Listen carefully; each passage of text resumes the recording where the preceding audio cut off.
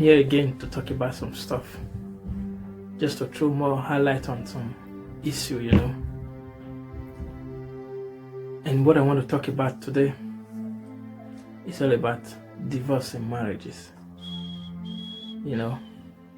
A lot of women, a lot of men are making this quick decision, and it's affecting the future. And in the future, they cannot control this decision anymore, and it becomes a problem for the full family, for the whole world, for the generation to come. It's already now a history in your lineage. So we have to do some kind of stuff. We can't do everything at the same time, but we have to make a change. You see, in the Nollywood today, a lot of women got themselves into marriage and they go out of it before you know what's going on. Then I begin to wonder what's really going on in this stuff. The stuff we hear on social media, I'm not thinking that's really what's happening. They just refuse to say the main truth, They just say in their own way that nobody's going to blame them. Nobody want to talk about the real issue. Everybody is, when you ask what's going on, they say different thing, and that's not what's happening, So what we're going to do, we believe what we hear. That's by the way. So this will happen with the ladies, You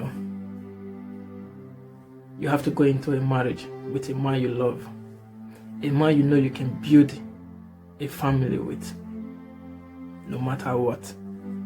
When I mean no matter what comes your way during this process of marriage, during this your way of marriage, you don't give up. Because this is what you have decided to do. He's the best for you. He can be a good man, a good father to your children. So you go into it. And most of all, he loves you. And he's going to transfer that beautiful love he has for you to your unborn kids. So he's perfect for you. The same thing goes with the man. This woman loves you. Don't think when she starts living with you, she will love you. No. Let the love start from the onset. It will be the best for you. So when you go into a marriage like this, it should be forward ever, backward never. This is what you want to do, and you have done it. So you have to face the challenges, and you have to win. There is a saying I always hear when I was growing up, that fighting is not good, but if you must fight, you must win. You don't start a fight to lose, you start a fight to win. So once you have started your journey of marriage, you have to keep fighting every day, because every day is a new battlefield of its own, and we have to face the challenge. There is no marriage that is perfect. Every marriage has its own up and down, but you have to face it. Do it because of what you feel. Do it because of your family, that we are one now. 1 + 1 is 1 now. Then you keep it up. But a lot of people, a lot of ladies now, they don't respect their men. Of course, 50-50. You have equal right with your man have equal right with you. I'm not disputing against that. It's supposed to be so. But you have to give him respect. He too has to give you respect, There are some stuff somebody else will do. It will annoyance you. It will bring out the beast in you. But when he does that, you have to bear it. You have to accommodate it. You don't have to react with everything like, I don't like this, I don't like this. You don't like those stuff with other people, not with your husband. You can bear it, you can tolerate it with other people, but not with your husband. Your husband is a special being for you. Those things you can't tolerate outside, you have to learn how to tolerate it with your husband, because he too is not perfect. The same thing goes with the man. The stuff you can't tolerate outside, you have to learn how to tolerate it with your wife, because she too is not perfect. You are accommodating each other. And again, a lot of women do this, The natural saying is that once a lady got married, she should limit the kind of friends she have now.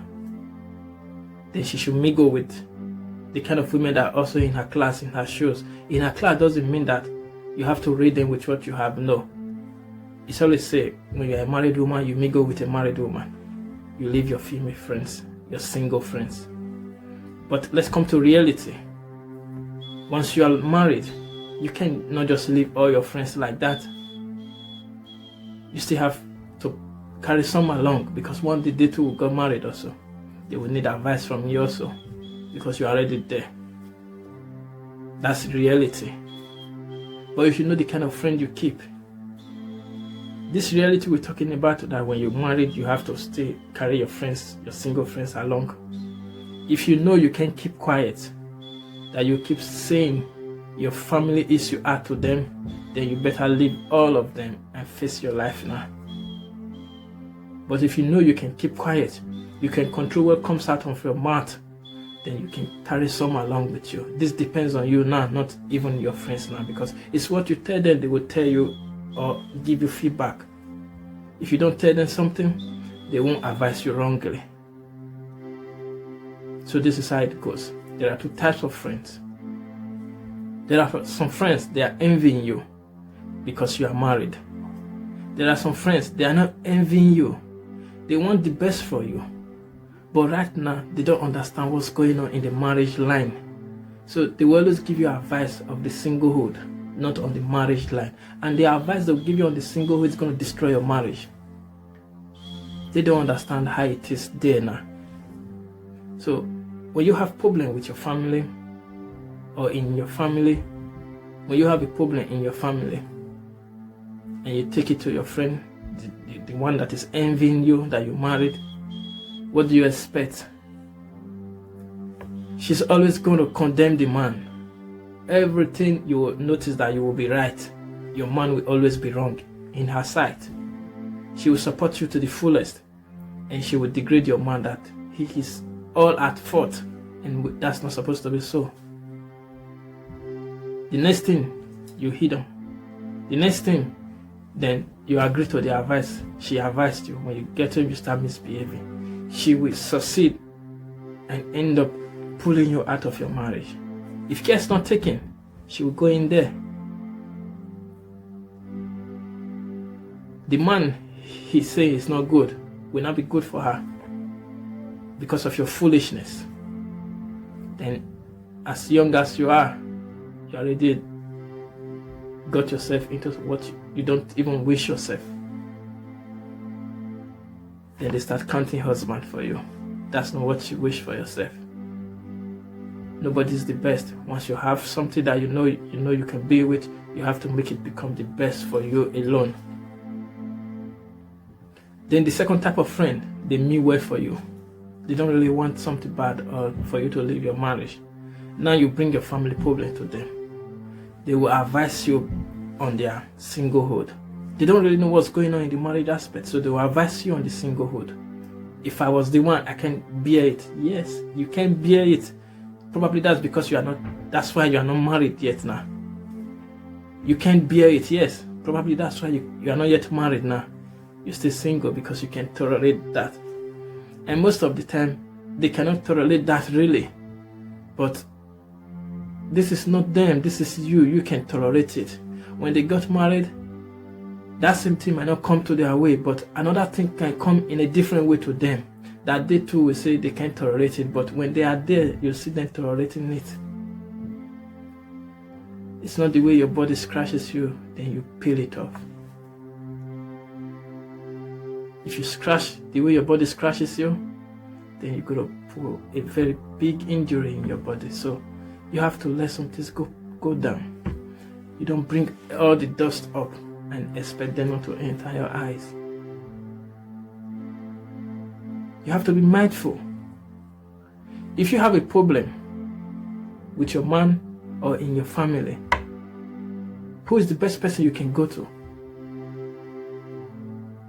Your husband has relations. Your husband has parents. He has brothers. You look for the person that you know your husband respects most in his family. You go to that person. You tell to him or her. Before you know what's happening, your problem is resolved. instead of you carrying the problem outside. You have to know your stand. Some people will say, yeah, marriage is not everything. Okay, a good family is everything then. You want to raise your kids by yourself? You give birth to it together. Then you have to raise it together. Let your children experience fatherly love and motherly love in one roof. That's how they will grow up. And that's how they will still continue with their lives.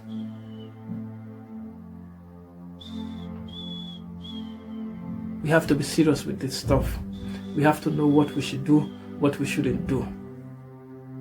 Things doesn't come easily like that. Good things doesn't come easily like that. We have to, it takes time. We have to make it to come true in the way we like it.